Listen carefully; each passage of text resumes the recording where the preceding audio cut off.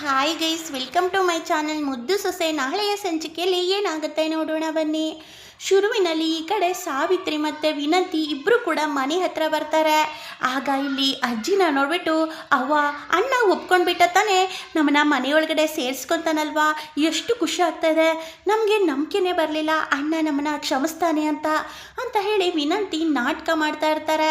ಅದನ್ನು ಕೇಳಿಸಿಕೊಂಡ ಇಲ್ಲಿ ಅಜ್ಜಿ, ಏಯ್ ಮುಚ್ಚೆ ಬಾಯಿ, ನಿನ್ನನ್ನು ಕ್ಷಮಿಸೋಕೆ ನೀನು ಮಾಡಿರೋ ತಪ್ಪು ಅಷ್ಟೇ ಚಿಕ್ಕದು ಅಂದ್ಕೊಂಡಿದ್ಯಾ, ಯಾವುದೇ ಕಾರಣಕ್ಕೂ ನಿನ್ನನ್ನು ಕ್ಷಮಿಸೋ ಮಾತೇ ಇಲ್ಲ ಕಣೆ, ನೀನು ಯಾವತ್ತಿದ್ರೂ ಹೊರಗಡೆನೇ ಬಿದ್ದಿರಬೇಕು ಅಂತ ಹೇಳ್ತಾರೆ. ಅಮ್ಮ ಏನು ಮಾತಾಡ್ತಾ ಇದ್ಯಾವ ನೀನು ಅಂತ ವಿನಂತಿ ಹೇಳ್ತಾರೆ. ಸಾಕೆ ಮುಚ್ಚೆ ಬಾಯಿ, ನಿನ್ನನ್ನು ಮನೆ ಒಳಗಡೆ ಸೇರಿಸ್ಕೊಳ್ಳೋಕ್ಕೆ ಯಾವ ಅರ್ಹತೆಯೂ ಕೂಡ ನಿನಗಿಲ್ಲ. ನೋಡು, ನೀನು ಇಲ್ಲೇ ಇರಬೇಕು, ಈ ಶೆಡ್ಡಲ್ಲೇ ಇರಬೇಕು. ಇಷ್ಟು ದಿನ ನಮ್ಮ ವಿದ್ಯಾ ಎಷ್ಟು ನರಕ ಅನುಭವಿಸ್ತಾ ಇದ್ಲೋ ಅದೇ ರೀತಿ ನೀನು ಮತ್ತು ನಿನ್ನ ಮಗಳು ನರಕ ಅನುಭವಿಸ್ಬೇಕು.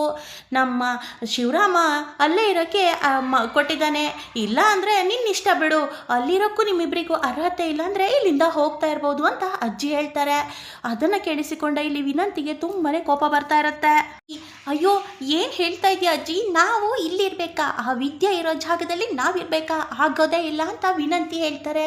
ಆಗ ಸಾವಿತ್ರಿ ಮುಚ್ಚೆ ಬಾಯಿ ಸಾಕು ಅಂತ ಹೇಳ್ತಾರೆ. ಅವ್ವ ನನಗೇನು ಅಭ್ಯಂತರ ಇಲ್ಲವ್ವ, ಖಂಡಿತವಾಗ್ಲೂ ನಾವು ಇದರಲ್ಲೇ ಈ ಗುಡಿಸ್ಲಲ್ಲೇ ಇರ್ತೀವಿ, ಅಣ್ಣ ನಮ್ಮನ್ನ ಕ್ಷಮಿಸಿ ಖಂಡಿತವಾಗ್ಲೂ ಮನೆಗೆ ಕರ್ಕೊಳ್ತಾನೆ ಅಂತ ನನಗೆ ನಂಬಿಕೆ ಇದೆ. ಆ ನಂಬಿಕೆ ಸುಳ್ಳಾಗಲ್ಲ, ನಾವು ಖಂಡಿತವಾಗ್ಲೂ ಅಲ್ಲಿ ತನಕ ಇಲ್ಲೇ ಇರ್ತೀವಿ ಅವ್ವ ಅಂತ ಇಲ್ಲಿ ಸಾವಿತ್ರಿ ಹೇಳ್ತಾರೆ. ಅವ್ವ ಅಂತ ಇಲ್ಲಿ ವಿನಂತಿ ಹೇಳ್ತಾರೆ. ಸುಮ್ಮನೆ ಇರು ಅಂತ ಇಲ್ಲಿ ಸಾವಿತ್ರಿ ಸನ್ನೆ ಮಾಡ್ತಾ ಇರ್ತಾರೆ. ಆಗ ಸರಿ ಸರಿ ಆಯಿತು ಅಂತ ಹೇಳಿ ಅಲ್ಲಿಂದ ಅಜ್ಜಿ ಹೋದರೆ, ಅವ್ವ ಯಾಕವ್ವ ನೀನು ಒಪ್ಕೊಂಡ್ಬಿಟ್ಟೆ, ಈ ಹಾಳು ಕೊಂಪೆಲ್ಲಿ ನಾವಿರಬೇಕಾ ಅಂತ ಹೇಳ್ತಾರೆ. ನೋಡು ವಿನಂತಿ, ಈಗ ಸದ್ಯಕ್ಕೆ ನಮಗಿರೋದು ಇದು ಒಂದೇ, ಇಲ್ಲ ಅಂದರೆ ನಾವು ಬೀದಿಯಲ್ಲಿ ಬಿದ್ದಿರಬೇಕಲ್ವಾ, ಆಮ್ಯಾಕೆ ನೋಡಿದರೆ ಆಯಿತು ಬಿಡು ಅಂತ ಇಲ್ಲಿ ಹೇಳ್ತಾರೆ. ಆಗ ಹಾಗಲ್ಲವ್ವ ಅಂತ ವಿನಂತಿ ಹೇಳ್ತಾರೆ. ಆಗ ಕಾಟ್ಲೆಯವರು, ನೋಡಿ ನಿಮಗೆ ಸರಿಯಾದ ಸಮಯಕ್ಕೆ ಊಟ ತಿಂಡಿ ತಂದುಕೊಡೋ ಜವಾಬ್ದಾರಿ ನಂದು, ನೀವು ಇಲ್ಲಿಂದ ಹೊರಗಡೆ ಬರೋಂಗಿಲ್ಲ, ಅದು ಆ ಮನೆಗಂತೂ ಬರೋಕ್ಕೆ ನಿಮ್ಗೆ ಅವಕಾಶನೇ ಇಲ್ಲ ಬಿಡಿ ಅಂತ ಹೇಳಿ ಹೋಗ್ತಾರೆ. ಆಗ ನೋಡವ್ವ ಇವನು ಕೂಡ ನಮ್ಮನ್ನು ಹೀಯಾಳಿಸಿ ಮಾತಾಡ್ತಾ ಇದ್ದಾನೆ ಅಂತ ಇಲ್ಲಿ ವಿನಂತಿ ಹೇಳ್ತಾ ಇರ್ತಾರೆ. ಆಗ ಸಾವಿತ್ರಿ, ಆಡ್ಲಿ ಕಣೆ ಆಡ್ಲಿ, ಅವರಿಗೂ ಒಂದಿನ ತಕ್ಕ ಪಾಠ ಕಲಿಸ್ತೀನಿ ಅಂತ ಸಾವಿತ್ರಿ ಹೇಳ್ತಾ ಇರ್ತಾರೆ. ಈ ಕಡೆ ಇಲ್ಲಿ ಭದ್ರ ಮತ್ತು ಇಲ್ಲಿ ಚೆಲುವ ಎಲ್ಲರೂ ಕೂಡ ಖುಷಿಯಿಂದ ಇರ್ತಾರೆ. ಆಗ ಚೆಲುವ ಕುಡಿತಾ, ವಾವ್ ಅಳಿಯಂದರೆ, ನಿಮ್ಮಂಥ ಅಳಿಯನ್ನು ಪಡೆಯೋಕ್ಕೆ ನಾನು 7 ಜನ್ಮದಲ್ಲಿ ಪುಣ್ಯ ಮಾಡಿದ್ದೀನಿ ಅಳಿಯಂದರೆ ಅಂತ ಇಲ್ಲಿ ಚೆಲುವ ಹೇಳ್ತಾ ಇರ್ತಾರೆ. ಕುಡಿದ ಮತ್ತಿನಲ್ಲಿ ಏನೇನೋ ಹೇಳ್ತಾ ಇರ್ತಾರೆ. ಮಾವ ಏನು ಮಾತಾಡ್ತಾ ಇದ್ದೀರಾ ಅಂತ ಕೇಳ್ತಾರೆ.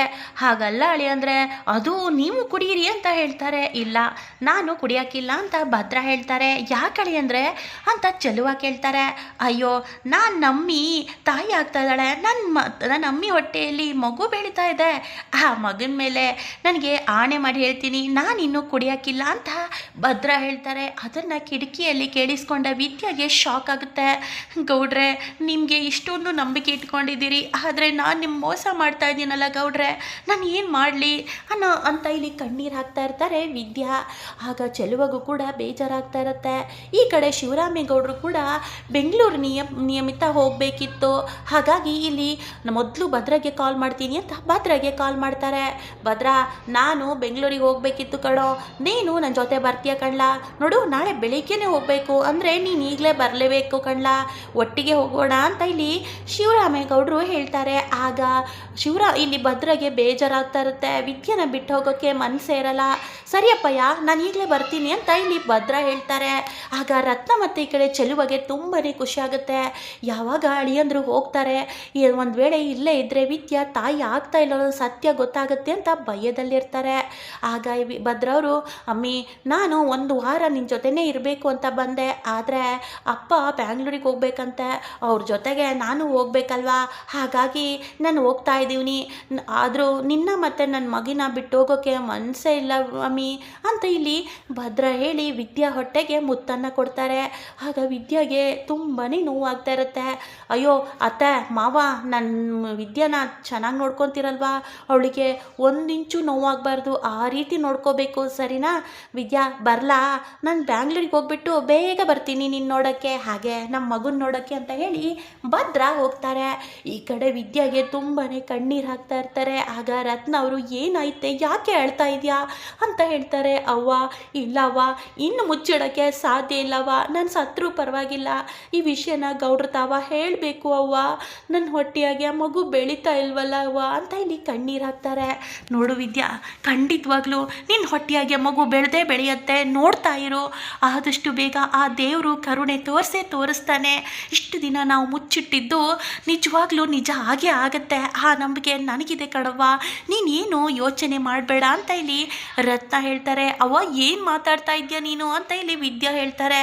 ಆಗ ರತ್ನ ಅವರು, ನಾನು ಹೇಳ್ತಾ ಇದ್ದೀವಿ ತಾನೇ, ಎಲ್ಲ ಒಳ್ಳೆಯದೇ ಆಗುತ್ತೆ, ನಾವು ನಂಬಿರೋ ದೇವರು ನಮ್ಮನ್ನ ಕೈ ಬಿಡಲ್ಲ ವಿದ್ಯಾ, ನೋಡ್ತಾ ಇರು ಅಂತ ಹೇಳ್ತಾರೆ. ಆಗ ವಿದ್ಯಾ, ಅವ್ವ ನಾವು ಮಾಡಿರೋ ತಪ್ಪಲ್ಲದೆ ನಮ್ಮ ಅತ್ತೆನೂ ಕೂಡ ನೋವು ತಿನ್ನಬೇಕಾಯ್ತು, ಅವರು ಕೂಡ ಸುಳ್ಳು ಹೇಳಬೇಕಾಯ್ತು, ಏನು ಮಾಡಲಿ ನಾನು, ಗೌಡ್ರ ತಾವ ಹೇಗೆ ಹೇಳಲಿ, ಮಗ ಅಂದರೆ ಪ್ರಾಣನೇ ಇಟ್ಕೊಂಡವ್ರೆ, ಆ ಸತ್ಯನ ಹೇಗೆ ಹೇಳಬೇಕು ಅಂತಲೂ ಕೂಡ ಗೊತ್ತಾಗ್ತಾ ಇಲ್ಲ ಅಂತ ವಿದ್ಯಾ ಕಣ್ಣೀರು ಹಾಕ್ತಾರೆ. ದೇವ್ರ ಮುಂದೆ ಹೋಗಿ ವಿದ್ಯಾ ದೇವ್ರ ಮುಂದೆ ಬೇಡ್ಕೊತಾ ಇರ್ತಾರೆ.